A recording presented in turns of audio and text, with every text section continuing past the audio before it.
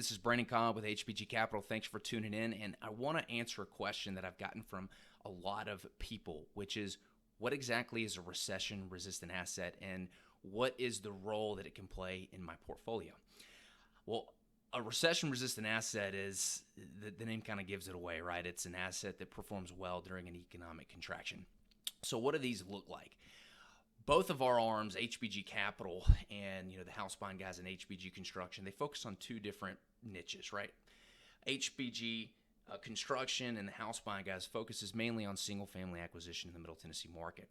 HBG Capital focuses on the acquisition of multifamily and recession-resistant commercial-grade assets in the commercial and multifamily market. And I'll tell you exactly how each of those strategies are broken down and what makes it recession resistant per se. So as far as recession resistant goes, when we look at the multifamily space, we're looking for these Class B and Class C multifamily assets. As you know, a Class A asset would be something that's in a really nice area, probably a luxury apartment complex, something that's really, really high end. And then Class D would be like these war zones where it's probably not safe to go out at night. You're going to get a pretty bad renter. You better have really good property management set up because you're going to have some turnover and you're going to be ready to turn and burn those units. Class B and Class C is this niche that it's blue-collar workers. So this is your workforce. And they tend to do really, really well when you have these economic contractions. And the reason is when you've got a contraction in the monetary supply of the economy and everyone's getting laid off and their jobs are getting cut, their salaries are getting cut, they tend to flood out of these more expensive assets into these more affordable but safer assets. So they don't want the Class D or below areas, but they can't afford the Class A. So they tend to congregate in these Class B and Class C apartment complexes and neighborhoods. And that's where we like to focus. So that's one level of buffer that we give ourselves and our investors when we're looking. The second level is we usually look for some kind of value add. So just because it's a Class B and C neighborhood doesn't necessarily mean we're going to invest in it. There's 100 different variables that we look at when underwriting a multifamily asset, and we're not going to get into all those, but I'm going to give you some of the high level. And one of those is cash flow. You want to make sure that it's cash flowing. If you don't have performing renters and a high occupancy rate, or you can't get a high occupancy rate very quickly, probably not a good asset to invest in because you're going to be bleeding money until you can correct that problem. But what we look for is how is this unit renting compared to other units in the market or other similar products? And we want to see a compression. So we want to see an opportunity to be able to raise rents, not necessarily versus the other competitors. We want to do that, but who else are we competing with? In other words, if there is an economic contraction, what would the nicer apartment complexes have to lower their rent to in order to be competitive with us? And if there's a very large gap there in where we are and where they are, we like that because we know that in order for our competitors to perform, they're going to have to start bleeding pretty bad in order to compete with us. That's what we look for, and that's what we want in the multifamily space. We look for Class B, Class C value-add opportunities in cities that are growing, that have cash flow, and a world-class operator in place. Speaking of world-class operator, that's what we also look for when we're partnering on these large multifamily deals. So the whole apartment acquisition game is something that it's a whole nother business, right? And rather than our company go out and just completely from scratch create a whole new business that is centered around finding these commercial assets and closing on them and managing them in-house, we chose to partner with world-class operators who've been doing this for 20, 30, 40 years to bring us those assets because they don't have time to raise the capital for them. And that's what we do, is we raise capital and partner with investors and be able to close some of these larger deals. So that is something that's very important to our strategy. If it is an operator that has not been doing this for a very long time and does not have a stellar track record of performance, we do not invest in that deal. That's probably the number one thing we look at is who is the operator on the deal and how much equity does it have in it and how is it performing. So those are what we look for as far as the strategy goes for commercial or I'm sorry, multifamily. As far as commercial goes, what does recession resistant look like? These are mainly assisted living centers and storage units. These are great examples of assets that we look for or look to be brought to us for an investment opportunity that have, again, value add opportunity. They're performing. They have a really good performer, and they have a world-class operator. Typically during recessions, people still need storage, and it's still relatively affordable. Historically, storage units have done really well during economic contractions. They consistently perform. Same thing with assisted living centers. These are people who are retired. They have to have assisted living, and normally their portfolios are structured in a way where they don't get hit too hard because they're mainly positioned in these income-producing assets that are stable, that kind of weather these storms. And so as a result, you don't see a whole lot of adverse effects on assisted living centers during these economic contractions. So that's pretty much what we invest in.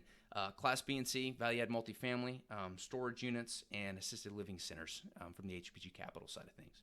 Now, as far as the single-family side of the business, we only invest in Middle Tennessee right now, and there's a variety of reasons why we do that. There's multiple layers of protection that we see Middle Tennessee has and our specific market strategy has, and I'll kind of break that down here. So from an investment standpoint, if you're looking at all the other markets in the United States, Middle Tennessee is still relatively affordable compared to the rest of the country. This is why you see so many people from California and New York moving here. Not only are they moving here, but the local politicians in Nashville and Middle Tennessee have incentivized businesses to come and start and move here. So you see they're giving them tax haven benefits. So they're saying, hey, move your business here and you don't have to pay taxes for X amount of years. And businesses love that, especially startups that are fast and grow really, really quickly. There's a lot of startups moving here. So again, you see this mass exodus from cities like New York and California, these big tax cities. People are moving, entrepreneurs are moving their businesses here in just droves. Amazon built a building here. They have a huge distribution center here. Just read the articles. There's so many people that are moving their businesses here. We like that because during an economic contraction, you're going to see certain markets perform. Everyone's going to be affected, but the level at which they're affected is going to be dependent on how healthy that market is. And it all starts with how affordable is it, what does the job growth look like, and what is the city doing to incentivize businesses to move here and thrive. So that's kind of the high-level reason why we invest in Middle Tennessee. So what's the next layer of protection there? So as far as price points go, historically, when there is an economic contraction, the first price point that gets hit are these $1 million, $2 million custom-built spec homes. These are the ones where the builder's usually making several $100,000 on. The price margins are huge, but when the market turns, they get hit the most. They are the canary in the coal mine for whatever is going to happen or potentially happen with the remaining price points. So we track the average days on market for these higher built homes. We look at it because when the days on market starts to creep up for these, we understand that, there could be a trickle-down effect and we might get hit. This is why we focus on assets that are mostly priced in the median home sale price range for consumers. So we don't want to be the most expensive dog in the neighborhood. We don't even want to be in that mid-level. Most of the rehabs that we do are priced $350,000 and less. Most of the new construction that we do is priced $500,000 or less. And we do this because this is kind of on par with what the majority of the market is pushing for. So a lot of these first-time home buyers or people looking to upgrade to something a little bit bigger, their second home, this is who is driving the market. This is who is buying most of the houses, and these are the products that they want. So I want to be where there is a lot of demand for our product. That is the most important thing. So that's the second layer that we look at. We'll also look at niche opportunities here in Nashville where there is a very niche understanding. So, we'll do some higher priced spec builds, but there better be a very, very compelling reason for us to jump into that price point. For example, we've got 6 houses about to go up who all have downtown views. And if you look, there's a very, very rare and limited supply of these homes that sit in an area where you have these beautiful downtown views. And we've seen over the past 5-6 years that these homes sell very quickly. There is a very low supply and a very high demand for these homes that have like these downtown views. So we look for those niche opportunities where we will jump on them if the opportunity is right and there's a very compelling reason to buy. So price point's the second thing that we look at under this large umbrella. Another layer that we have tailored to our investing strategy is being vertically integrated.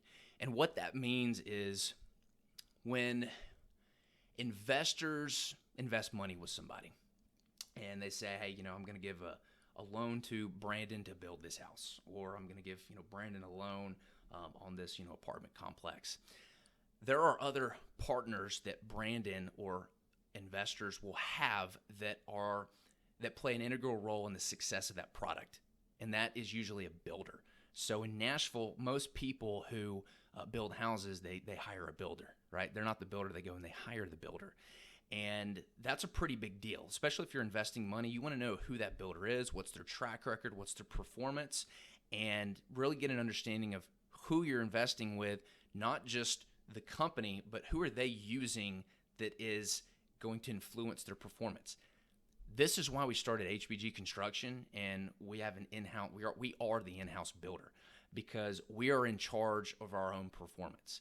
We are directly incentivized to perform well when we're building these houses. We don't want to be able to depend on some builder who might go belly up when there is some kind of economic recession or contraction, or a builder who has given too much business away and he's overextended himself and now he cannot perform on our assets. So that's the reason why we're vertically integrated and we have an in-house team that actually manages these, because it limits our risk dramatically if there ever is an economic recession, and it keeps our costs down, quite frankly.